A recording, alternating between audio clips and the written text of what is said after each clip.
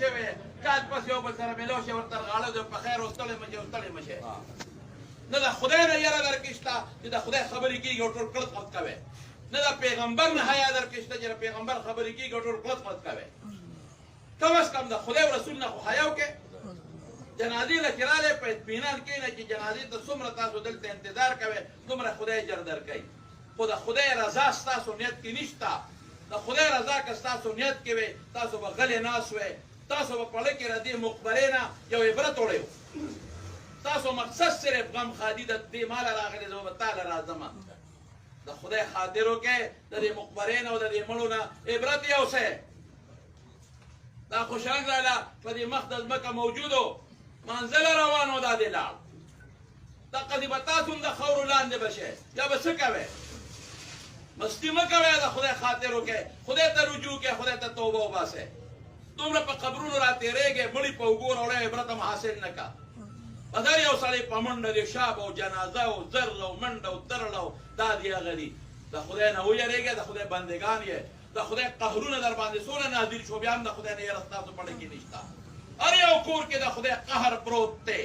داسې بیماران درته پراته دي چې په شفا او په دغه پسې شوکت خانم پسې ګرځوي او علاج یې نشته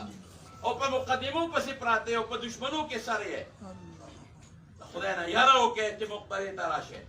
مړی چې په اوږه راوړی د خدای نه یره وکړئ چې نن دې ما په اوږه راوړو سبا به زم په پردو اوږو راځم د مقبرې نه عبرت والی د دې مړو نه عبرت والی مستي مه کوئ ګورئ که د خدای قهر راغی او خدای راونوی قسم په خدای که د یو ماشي مقابله تاسو وکړئ د یو ماشي مقابله نشئ کولی مقبرې ته چې راشئ په اطمینان کښېنئ خبرې زه راتلم مولوي صاحب لګیا و دلته یې تقریر کو تاسو هلته تقله تقلو تقله تقله تقله تقله تقلت ته راغلي یې دونه هم یو بل سره مینه ده یو بل حجرو ته لاړ شئ یو بل له چایم پخی کوئ او یو بل سره خبرې اترې مو کوئ مقبرې ته چې راشئ دلته اطمینان سره کښېنئ هر عالم کې لګي یو تقریر کوي هغه غوږ کې دی غوږ ورته کېدی هغه غریب لګیا و د قرآن شریف تلاوت یې راته کو او تاسو خبرې کوئ او قرآن شریف کې الله څه وایي وایي چې قرآن لوستل کېږي چپ شئ غوږ کې دی لعلکم ترحمون رحم به در باندې وشي مفتي شفیع صاحب لیکلي دي وایي چې څوک د قرآن تلاوت ته نه چپ کېږي وایي د خدای د رحم په دی به پرې د خدای غضب او قهر نازلېږي نو چې یو انسان ځان ته مسلمان وایي او د خدای د کتاب احترام نه کوي دا مسلمان د کوم ځای نه شو